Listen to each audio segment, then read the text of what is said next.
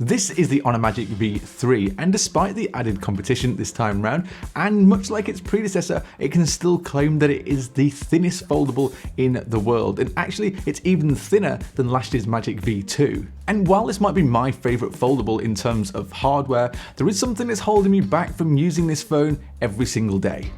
I used the Magic V2 for a few months last year because I wanted to really get into that world of folding phones, and when I saw that the V3 was around the corner, I was really excited. And while it's made some decent upgrades, I feel the experience hasn't changed a whole lot from what I was used to from last year, but that isn't a bad thing. Firstly, when you unbox the phone, you get the usual USB-C cable, a 66-watt power brick, and this really nice faux vegan leather case with a kickstand, which actually has been a dream to use. The kickstand makes using the phone when traveling so much easier, just being able to pop it down and watch content. So the fact that this comes in the box and feels premium, this is a big bonus. And talking of premium, when you look at the hardware of the Honor Magic V3, that is exactly what you get. It has a 6.4-inch LTPO 120Hz AMOLED cover display here, and this is so nice to use. And it also has a peak brightness of 5000 nits, and it supports Dolby Vision. So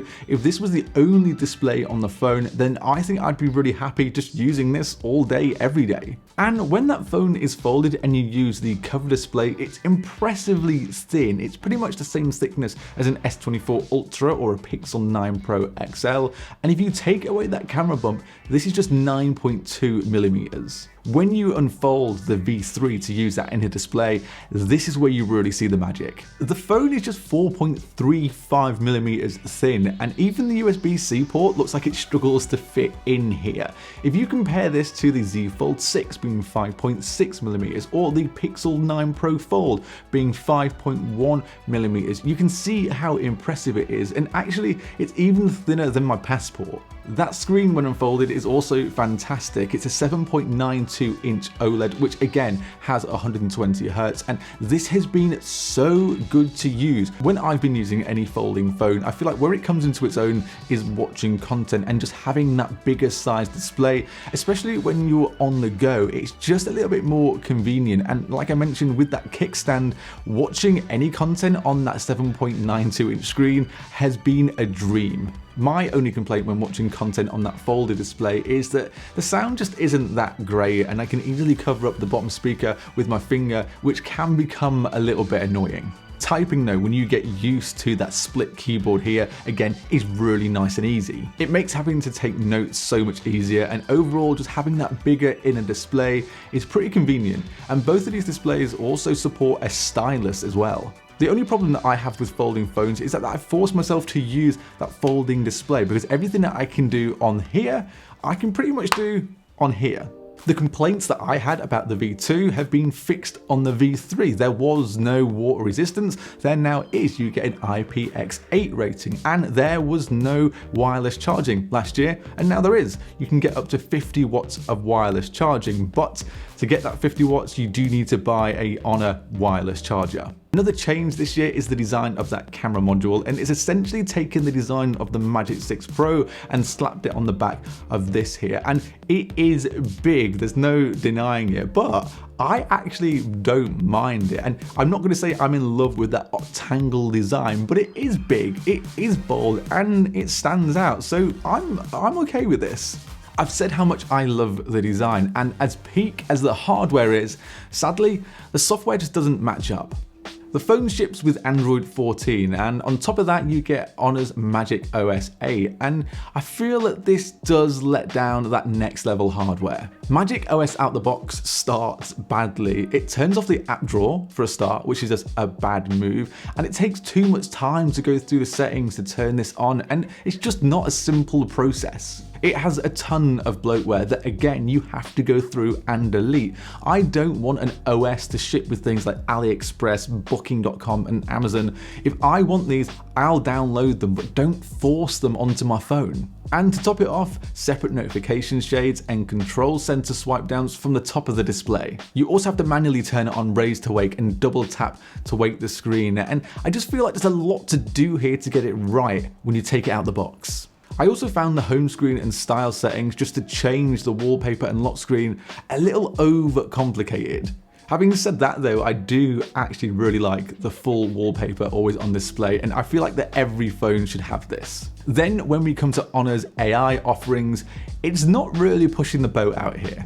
You can now use the Gallery app to use Honor AI Eraser, but this is just Google's magic eraser built into the Gallery app because it's actually powered by Google Cloud. There's an AI privacy call feature which is meant to minimize the sound leakage on a call, but I just haven't noticed any difference between having this on and off. There's also a face-to-face translation service, but this isn't even an app. You have to go into settings and search face-to-face translation to turn it on, and then that adds a shortcut to your home screen. And it's also a little bit confusing to use because the translation doesn't really appear on the cover display. So for example, if I'm translating something from English to French, for example, and I hit the send button, you'll see that on here, on the front cover display, if you can see it, it just actually gives you an English translation. And I feel like that on this cover display here, it should show you the French translation. It just kind of doesn't make sense.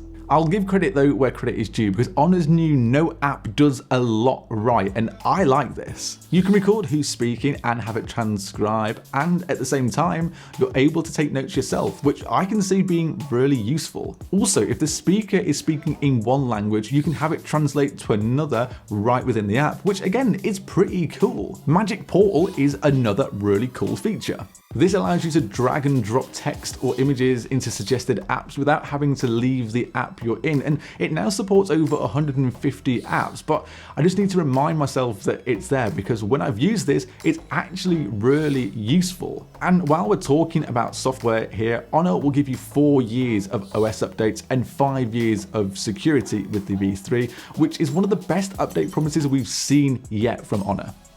Okay, let's talk about the cameras.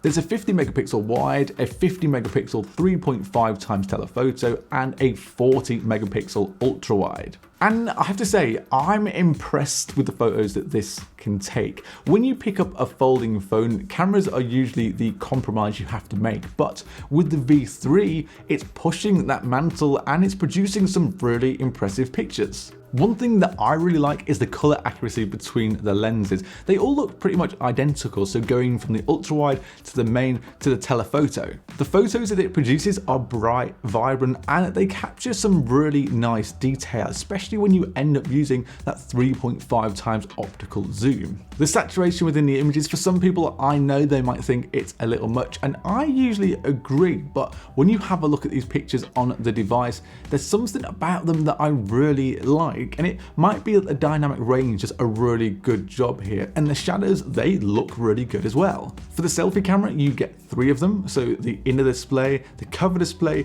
and that main camera, and both the display cutouts are both 20 megapixels, so they produce pretty much the exact same image, so just pick from either of these. But you can open up the phone and use that 50 megapixel sensor for some super detailed 3.5 times optical zoom selfies. And I mean, if you need that sort of zoom for a selfie, then I'm sure the main camera is probably the one that you need, but also just using that main lens, you'll get some really good selfies here. Sadly though, video isn't great. It does max out at 4K 60, which is fine, but I feel like the image just isn't very sharp and it's a little bit muted. Stabilization also isn't amazing despite the iOS on each lens. It kind of picks up every bit of movement when I was walking, so this is a little bit disappointing.